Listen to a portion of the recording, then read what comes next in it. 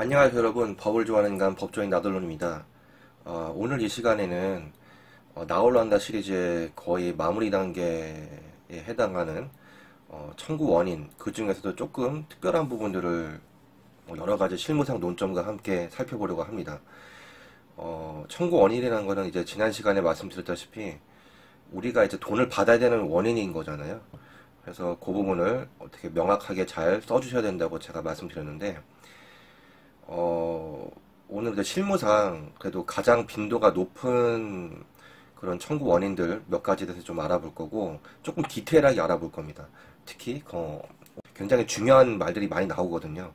무턱대고 소송하시지 마시고 반드시 이 방송 보시고 본인의 사례를 잘 검토를 해보신 후에 금액을 청구하시기 바랍니다. 그래야 오히려 배보다 배꼽이 더 큰, 쉽게 얘기하면은 받아야 될 돈보다 소송 비용이 더 많이 나올 수도 있어요. 뭐 잘못 청구를 하면 그렇다는 거죠. 예. 그러니까 그런 것들은 이렇게 원래 전문가랑 이제 변호사 분들하고 이제 좀 법무사 분들 상담하시는 게 제일 좋은데, 이제 우리 방송 보시는 분들은 좀 형편이 안 좋으신 분들이 많으실 거잖아요. 뭐 아닐 수도 있지만, 어쨌든간 각설하고, 쉽게 얘기하면은 우선 채무 불이행으로 인한 청구권에 대해서 조금 말씀드리면은, 채무 불이행이라는 게 뭔가요? 그럼 채무 불이행이라는 얘기는 채권이 있다는 얘기잖아요. 누군가한테는. 근데 채권이 있어야 채무가 당연히 있는 거죠. 서로 약간 그 쌍둥이별 같이 채권이 있는데 채무가 없다. 뭐 특수한 경우가 있습니다. 무슨 뭐 자연 채무니 나발이니 뭐 그런 좋은 아름다운 말들이 있어요. 예. 근데 그것도 어쨌든 채무는 채무죠. 어쨌든 법상 채무가 있다는 얘기는, 누군가한테 채무가 있다는 얘기는 그 권리를 받을, 뭐 죽지 않은 이상은, 죽으면 뭐 이제 상속이 되든지 하겠죠. 중요한 거는 채권과 채무는 항상 세트다. 그러면은 채무 불이행이라는 건 무엇인가? 예를 들어서 보통 계약을 하시잖아요. 예를 들면 뭐 구두 계약도 계약이니까 친구한테 그러는 거예요. 야, 너 요번에 저기 뭐 진짜 뭐 류현진이가 무슨 뭐 메이저리그에서 뭐 연봉 1,000억 원 이상 받으면은 내가 진짜 억걸고 한다, 막 이런 얘기 많이 하잖아요. 어렸을 때 억걸래, 억걸래, 이게 뭔 얘기예요? 1억을 걸자는 얘기잖아요. 1억을 걸고 뭔가 어떤 장래 사실에 대한 어떤 불확실한 어떤 사실을 걸겠죠. 그래서 이게 정지 조건이 되면 너는 나한테 돈을 얼마를 줘라, 뭐 아니면 꿀밤을 맞도록 한다, 뭐 이런 거. 간단히 다시 말씀드리면은 어, 무슨 어떤 일이 벌어지면 1억 걸고 네가 나한테 줘라, 이런 식인 거죠. 만약에 그 일이 일어나면 1억을 받고, 일어나지 않으면 내가 너한테 1억 줄게, 이런 얘기잖아요. 구두 계약인 겁니다.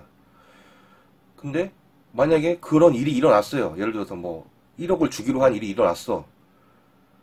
돈을 안 줘요. 그럼 어떻게 된 거예요, 이게? 채무를 불이행하는 거잖아요. 돈을 받을 사람은 채권자고, 돈을 줘야 될 사람은 채무자인데 갑자기 쌩을 까는 거죠. 갑자기 잠적하고 막 이러는 거죠. 여기서 이제 바로 채무 불이행이라는 개념이 탄생을 하는 거죠. 여차저차해서 쉽게 말씀드리면은, 계약을 했는데 그 계약대로 저 사람이 이행을 안 하고 있다. 계약상에 저 사람이 나한테 1억을 줘야 되는데 안 주고 있다, 뭐 이런 거예요. 쉽게 얘기하면 채무 불이행이라는 게.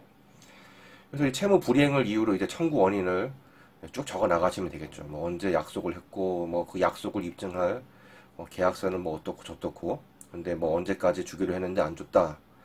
그러니까 이자는 뭐 5%부터 시작해서 뭐 그 지연이자 또 12%, 소송 촉진 등에 관한 특례법에 의한 그런 것들을 받을 내가 권리가 있다, 이렇게 하는 거야. 쉽게 얘기하면 그거를 이제 좀 있어 보이게 적으시면 되는 겁니다. 뭐.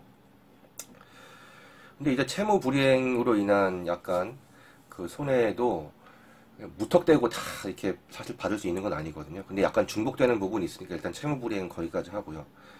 마찬가지로 거의 뭐 법조문 자체에서 조금 직접적으로 이제 명시를 하는 경우도 있을 거예요. 무슨 특히 뭐 이제 그 행정법 분야의 뭐 배상은 아니더라도 뭐 보상 개념이라는 게 있거든요. 뭐 어떠한 뭐 예를 들어서 뭐 토지 수용 같은 경우에는 뭐 어떻게 책정한 금액을 보상을 해준다, 이런 규정들이 있어요. 토지 보상법이라든지 뭐 이런 것들이 있는데, 그런 거에 있어서는 이제 법조문 자체에서 이제 규정을 해놨으니까 또 받을 수 있는 거고요.